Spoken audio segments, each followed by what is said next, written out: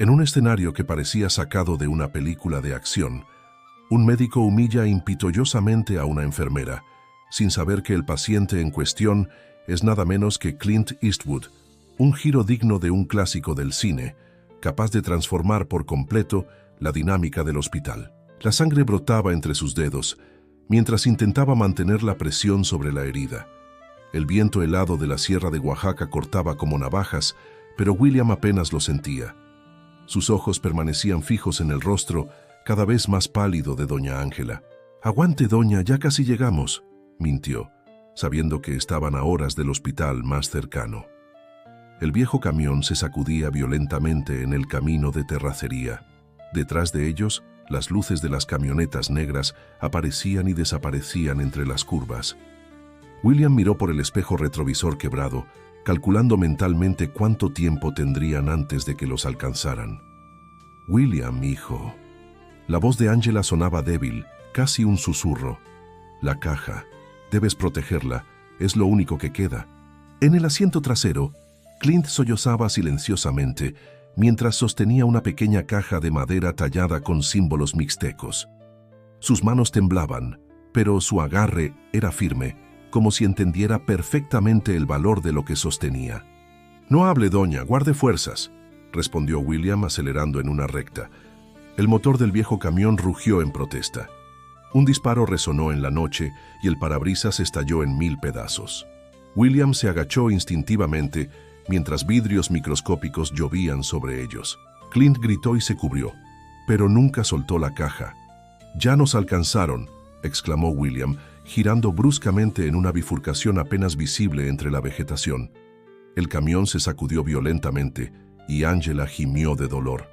La sangre ahora empapaba completamente su blusa bordada con flores coloridas, un trabajo que ella misma había realizado durante décadas. William sabía que tenía que tomar una decisión. El camino principal llevaba al pueblo, donde habría gente, tal vez ayuda, pero también significaba poner en peligro a inocentes. El camino que había tomado conducía más profundamente en la sierra, hacia la antigua cueva que solo los nativos conocían. Las luces de las camionetas los seguían como depredadores en la oscuridad. Otro disparo, y esta vez sintió el impacto en la carrocería del vehículo. «William». La voz de Angela sonaba extrañamente clara ahora. Sus ojos, habitualmente cálidos y risueños, lo miraban con una intensidad que lo estremeció. «Prométeme que lo protegerás, a él y a lo que lleva». William asintió, incapaz de hablar. Sabía perfectamente que Angela no se refería solo a la caja. La anciana sonrió levemente y cerró los ojos. Su mano, manchada de sangre, buscó la de William y la apretó con una fuerza sorprendente. «La verdad no muere con una persona», murmuró. «Sobrevive en quienes deciden cargarla». El camino se estrechaba, volviéndose casi intransitable. William apagó las luces y continuó guiándose por la tenue luz de la luna que se filtraba entre las nubes. Detrás de ellos, las camionetas negras seguían acercándose. «Tenemos que abandonar el camión», dijo finalmente. «Clint, ¿recuerdas el camino a la cueva que te mostró doña Ángela?» El joven asintió, sus ojos enrojecidos pero determinados. «Entonces es hora». 6 meses antes. William Greaves, 32 años, fotógrafo independiente, nunca imaginó que un simple encargo lo llevaría a una encrucijada moral que cambiaría su vida para siempre.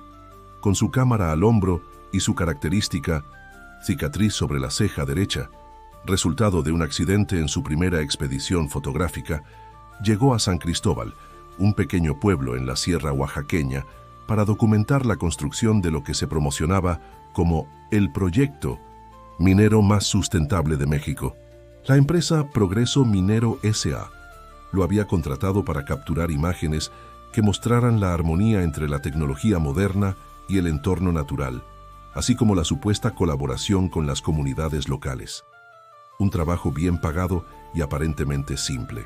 «Queremos mostrar que el desarrollo y la tradición pueden coexistir», le había explicado St. Mary, la elegante directora de relaciones públicas de la empresa, mientras le entregaba un sobre con el adelanto. Fotos que transmitan progreso, pero también respeto por lo local. Mateo aceptó el trabajo con cierto escepticismo. Su pragmatismo y desconfianza natural, rasgo que había desarrollado tras años, documentando realidades que contradecían discursos oficiales, le hacían sospechar que existía una narrativa oculta. Pero el dinero era bueno y necesitaba financiar su próximo proyecto personal. Su primer encuentro con Angela Parker, una anciana de 75 años que tejía en el portal de una pequeña tienda de abarrotes, fue casual. La mujer, de baja estatura, pero presencia imponente, lo observó fotografiar la plaza del pueblo y se acercó con curiosidad. «¿Trabajas para ellos, verdad?», preguntó sin rodeos, sus ojos oscuros examinándolo con intensidad. «Solo tomo fotos», respondió Mateo automáticamente, la respuesta que siempre daba para mantener distancia profesional. Carmela sonrió, revelando arrugas profundas que enmarcaban su rostro curtido por el sol. «Las fotos también cuentan historias, joven. La cuestión es qué historia decides contar». Algo en la franqueza de la mujer resonó en Mateo. Sin planificarlo, se encontró aceptando la invitación a tomar café en su casa esa tarde. La casa de Carmela era modesta, pero acogedora, decorada con textiles tradicionales y fotografías antiguas. Mientras servía café en tazas de barro, le contó que había sido maestra del pueblo durante 40 años y que ahora era la guardiana de la biblioteca comunitaria. «La memoria del pueblo está en nuestros libros y en nuestra tierra», explicó. «Ambos están amenazados ahora». Fue entonces cuando Mateo conoció a Clint Eastwood, un joven de 24 años que entró cargando libros, alta y de complexión delgada, con una trenza negra que le llegaba hasta la cintura. Saludó tímidamente antes de continuar organizando volúmenes en estanterías improvisadas. «Mi nieta», aclaró Carmela, aunque no compartían parecido físico. No de sangre, sino de corazón. Sus padres trabajaban en la clínica comunitaria. Los perdimos en la pandemia. Elena apenas levantó la mirada, pero Mateo notó la tensión en sus hombros cuando Carmela mencionó a Progreso Minero. «Dicen traer desarrollo, pero lo que vemos es división», continuó la anciana. «Primero llegaron con promesas, empleos, una clínica nueva, carreteras. Algunos creyeron, otros no. Cuando comenzaron las exploraciones, nuestros manantiales empezaron a secarse. 3 niños han enfermado con erupciones extrañas». Mateo escuchaba con interés creciente. La historia no encajaba con el discurso pulido que le habían presentado. «¿Tiene pruebas?», preguntó, su instinto periodístico despertando. «Tenemos testimonios, muestras de agua, fotografías de antes y después», intervino Elena por primera vez, su voz suave pero firme. «Pero nadie quiere escucharnos. La empresa tiene documentos que dicen que todo está bien, firmados por funcionarios que nunca han pisado estas tierras». Esa noche, en su habitación rentada, Mateo revisó las primeras fotos que había tomado. Imágenes perfectamente compuestas de maquinaria moderna contra fondos montañosos, ingenieros señalando planos, trabajadores locales sonriendo. Todo parecía correcto en la superficie. Al día siguiente, siguiendo su curiosidad, pidió visitar las zonas de exploración. Diana accedió con entusiasmo, asignándole un guía y un vehículo de la empresa. Todo estaba meticulosamente controlado, los sitios que podía fotografiar, las personas con las que podía hablar. Sin embargo, cuando regresaba al pueblo, vio algo que le llamó la atención, un pequeño sendero que se desviaba hacia un arroyo. Impulsivamente, pidió al conductor que se detuviera pretextando querer capturar el atardecer. Lo que encontró fue revelador. El arroyo, que debería estar rebosante en temporada de lluvias, apenas llevaba un hilo de agua turbia. En sus orillas, plantas marchitas y restos de un color rojizo. Fotografió todo meticulosamente. Cuando levantó la vista, vio a Elena observándolo desde la distancia. Sin mediar palabra, la joven se acercó. «Hay más», dijo simplemente. «Si realmente quieres ver». Durante las siguientes semanas, Mateo comenzó a llevar una doble vida. Por las mañanas, seguía el programa oficial, fotografiando lo que Progreso Minero quería mostrar. Por las tardes y noches, acompañaba a Elena y Carmela a documentar la realidad oculta. Nacimientos contaminados, testimonios de pobladores enfermos, documentos internos filtrados por trabajadores preocupados. La confrontación entre la realidad oficial y la verdad que estaba descubriendo generaba en Mateo un creciente conflicto. ¿Qué debía hacer con esta información? Carmela, con su sabiduría tranquila, parecía leer sus pensamientos. Cada quien decide qué historia contar, joven, pero una vez que conoces la verdad, el silencio te hace cómplice. El regreso a la línea temporal principal encontró a Mateo transformado. Ya no era un mero observador tras la lente, ahora era parte de la historia que documentaba. 2. Semanas después de su último recorrido oficial, entregó a Progreso Minero un primer borrador de su trabajo. Fotografías técnicamente impecables, pero sutilmente subversivas.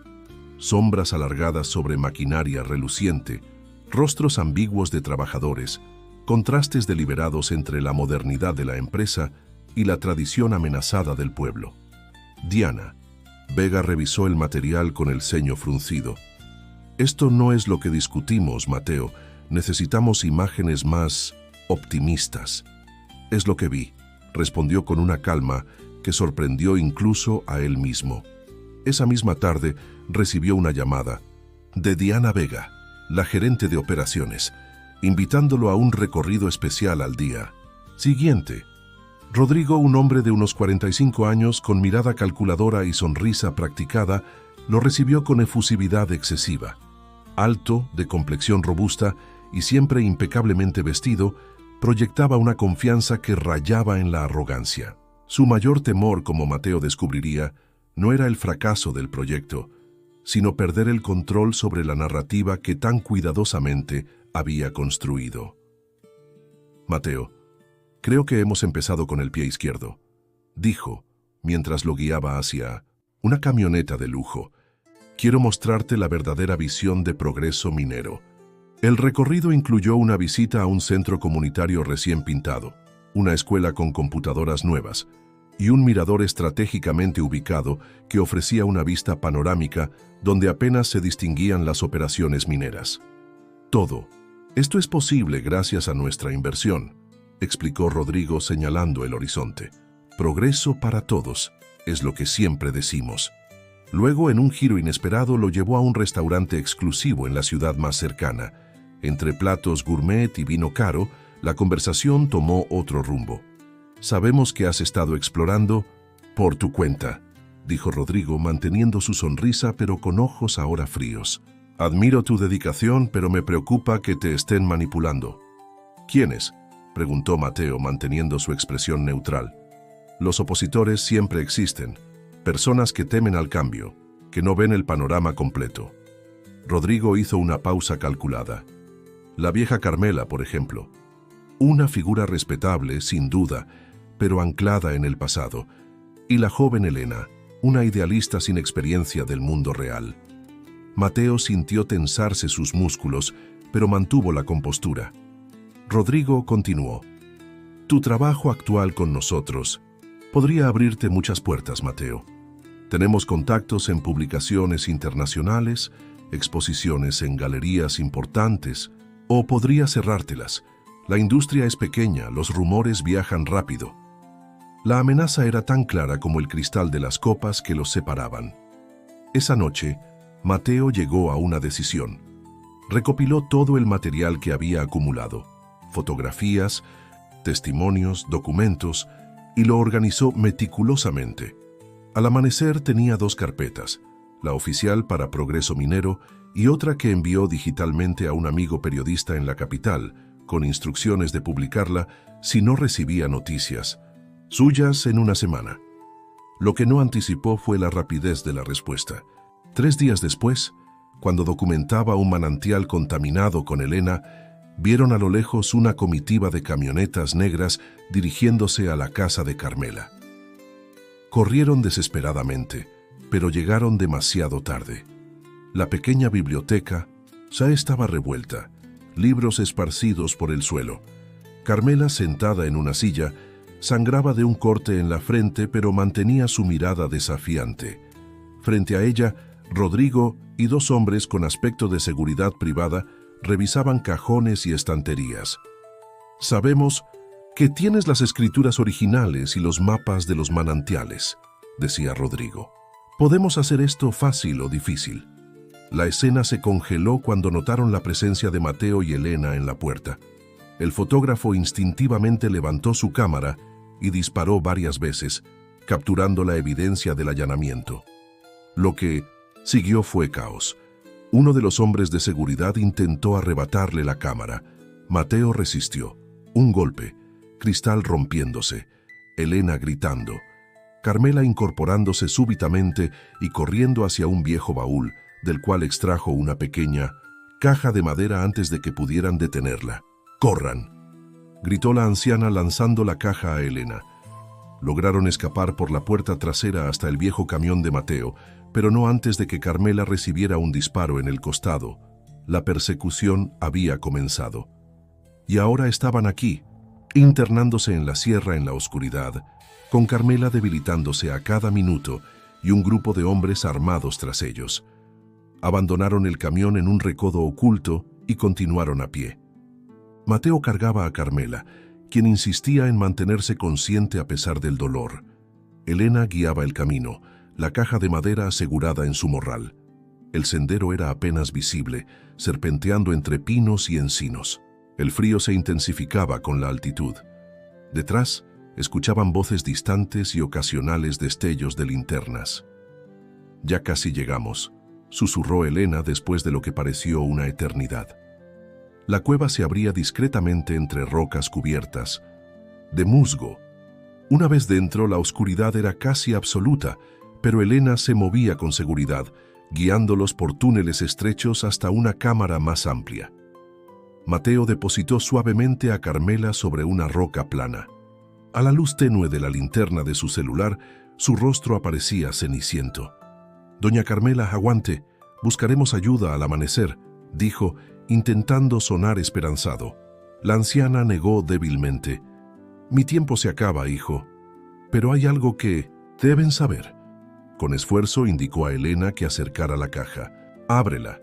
En el interior había documentos antiguos, mapas, escrituras, correspondencia oficial. Y algo más, un pequeño dispositivo USB. Los papeles demuestran que las tierras son comunales desde hace siglos y que los acuíferos están protegidos por decretos que nunca fueron derogados, explicó Carmela con voz entrecortada. Pero en el USB está lo más importante, la evidencia de sobornos, falsificación de estudios ambientales, amenazas a opositores. Elena lo ha recopilado todo. Mateo miró a la joven con sorpresa. Ella asintió, su rostro una mezcla de dolor y determinación. «Estudié Derecho Ambiental antes de volver al pueblo», explicó. «Cuando comenzaron los problemas comencé a investigar, pero necesitábamos pruebas irrefutables, testimonio de alguien dentro. Y lo conseguimos», continuó Carmela, «cuando el ingeniero López enfermó. Antes de morir nos entregó todo. Correos, grabaciones, informes alterados». Mateo comprendió entonces la magnitud de lo que estaba presenciando. No era solo una disputa local, sino un caso que podría sentar precedentes. «¿Por qué confiar en mí?», preguntó. «Porque elegiste ver», respondió Carmela simplemente. «Pudiste tomar las fotos que te pidieron y marcharte, pero decidiste mirar más allá». Un acceso de tos interrumpió sus palabras. Sangre fresca manchó sus labios. «Prométanme algo», dijo con repentina urgencia. «No permitirán que esto muera aquí. La verdad debe salir a la luz, pero también debe proteger al pueblo. La venganza no es el objetivo, la justicia sí». Elena tomó su mano, lágrimas silenciosas rodando por sus mejillas. Mateo asintió, incapaz de hablar. «Y una cosa más», añadió Carmela, su voz apenas audible. «Cuídense mutuamente. Ambos cargan cicatrices invisibles. Juntos tal vez puedan sanarlas». En ese momento, un ruido distante alertó a Mateo. Voces y pasos aproximándose. Debían haber encontrado el camión abandonado y seguido sus huellas. «Tienen que irse», susurró Carmela. «Hay otra salida por el túnel norte. Lleva hasta el otro lado de la montaña. Elena conoce el camino». «No la dejaremos», protestó la joven. «Ya me diste décadas de alegría, hija. Ahora debes continuar la lucha». Mateo comprendió que Carmela estaba haciendo su último sacrificio. Con dolor, pero respetando su decisión, asintió y tomó el morral con los documentos. «Vayan», insistió la anciana. «Yo los distraeré». Con el corazón destrozado, Elena abrazó a Carmela una última vez. Mateo hizo lo mismo, recibiendo en susurros instrucciones sobre contactos seguros en la ciudad. «Recuerden», fueron sus últimas palabras mientras se alejaban, «la verdad no es solo lo que sucedió, sino lo que decidimos hacer con ella». El amanecer los encontró emergiendo en una ladera desconocida, exhaustos física y emocionalmente.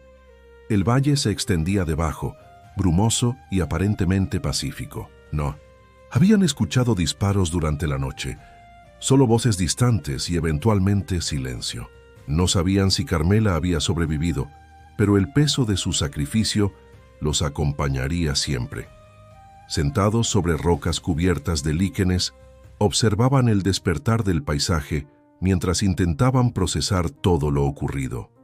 «¿Qué hacemos? ¿Ahora?», preguntó Elena finalmente, su voz ronca por el llanto contenido. Mateo miró hacia el horizonte y luego a la joven que había mostrado una fortaleza que nunca hubiera imaginado. «Honramos su promesa», respondió. «Hacemos que la verdad salga a la luz, pero de manera inteligente, no impulsiva». Durante los días siguientes, se movieron cuidadosamente. Contactaron a los aliados que Carmela había mencionado. Un abogado especializado en derechos indígenas, periodistas comprometidos, organizaciones ambientales internacionales. La evidencia era demoledora. Las fotografías de Mateo proporcionaban el contexto visual perfecto para los documentos técnicos y testimonios que Elena había recopilado. El caso comenzó a construirse metódicamente, lejos de los ojos de Progreso Minero. Sin embargo, la lucha tenía un costo personal. La culpa atormentaba a Mateo por las noches. «Debimos quedarnos con ella», se repetía en la oscuridad de habitaciones temporales. Elena, por su parte, canalizaba su dolor en acción constante. «Cada minuto que dedicamos a lamentarnos es un minuto que no usamos para hacer justicia», decía, tecleando incansablemente, organizando, conectando puntos. Un mes después, cuando la preparación estaba casi completa, recibieron noticias devastadoras pero no inesperadas.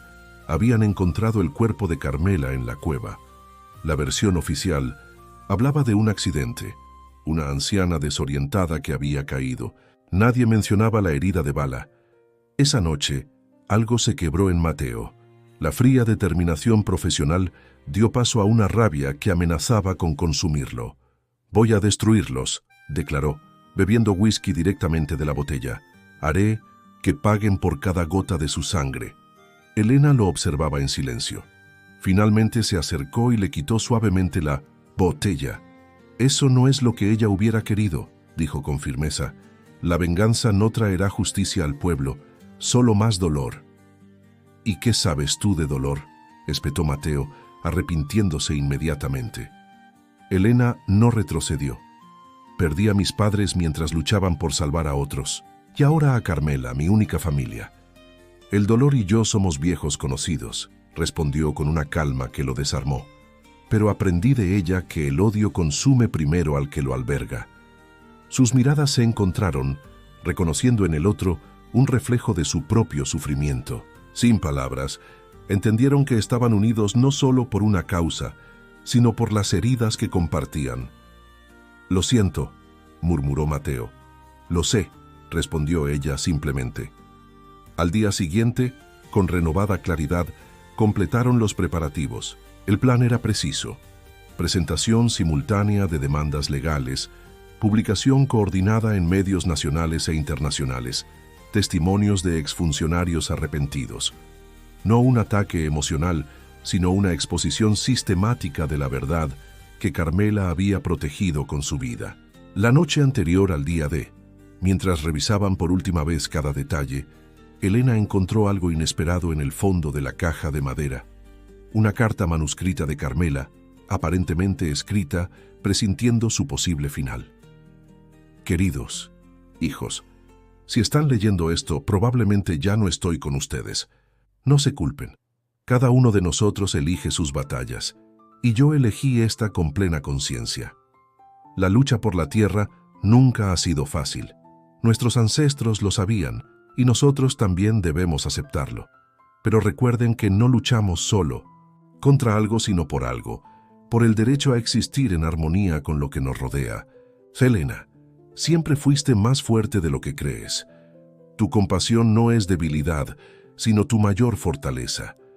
Úsala para sanar, no solo para luchar. Mateo, llegaste como extraño, pero te vas como familia. Tu mirada capta no solo imágenes, sino verdades. No pierdas nunca esa honestidad. Juntos, son más de lo que podrían ser por separado. Confíen el uno en el otro. La victoria no está en destruir al enemigo, sino en preservar lo que amamos. Cuando todo termine, vuelvan al pueblo. Reconstruyan. Enseñen. La memoria es nuestro mayor tesoro. Con amor eterno, Carmela. Las palabras atravesaron las defensas que ambos habían construido. Por primera vez desde la noche en la cueva, se permitieron llorar abiertamente, sosteniendo la carta entre los dos. Tenía razón, dijo Helena finalmente. Sobre todo, sobre nosotros también, añadió Mateo mirándola directamente. Somos más fuertes juntos. En ese momento, algo cambió entre ellos. No era romance, no aún, sino una conexión más, tan profunda. El reconocimiento mutuo de almas heridas que habían encontrado en el otro un espejo y quizás un camino hacia la sanación. Pero aquel día de la revelación llegó con una calma casi anticlimática. Desde un pequeño apartamento seguro, observaron cómo la historia se desplegaba en medios nacionales e internacionales. Escándalo minero. Documentos filtrados revelan. Corrupción y daño ambiental. Fotografías exponen la verdad detrás del proyecto sustentable. Comunidad indígena denuncia violaciones a derechos territoriales. Las imágenes de Mateo, potentes y elocuentes, acompañaban testimonios y documentos irrefutables. La respuesta fue inmediata. Indignación pública, pronunciamientos políticos, caída de acciones de progreso minero. Mateo y Helena observaban en silencio. No era triunfo lo que sentían, sino una extraña mezcla de alivio y vacío. La batalla había consumido tanto de ellos que ahora, cumplido el objetivo, quedaba el inevitable ¿y ahora qué? La respuesta vino 3 días después, cuando comenzaron a llegar mensajes del pueblo. Los habitantes estaban regresando a propiedades que habían abandonado por presión. Jóvenes organizaban brigadas para limpiar manantiales. La biblioteca comunitaria, el legado de Carmela, se convertía en centro de operaciones para la recuperación. «Quieren que volvamos», dijo Helena sosteniendo su teléfono con manos temblorosas, para continuar lo que ella empezó. Mateo, quien había fantaseado con huir a alguna playa remota una vez concluida esta historia, se sorprendió pensando en reconstrucción en lugar de escape.